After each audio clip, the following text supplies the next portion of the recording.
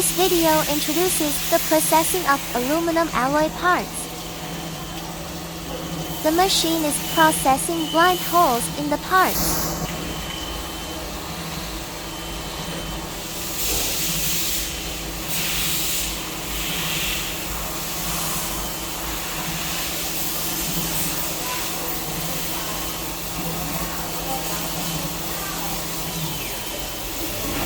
This is a processed component. Welcome to share your thoughts in the comment section.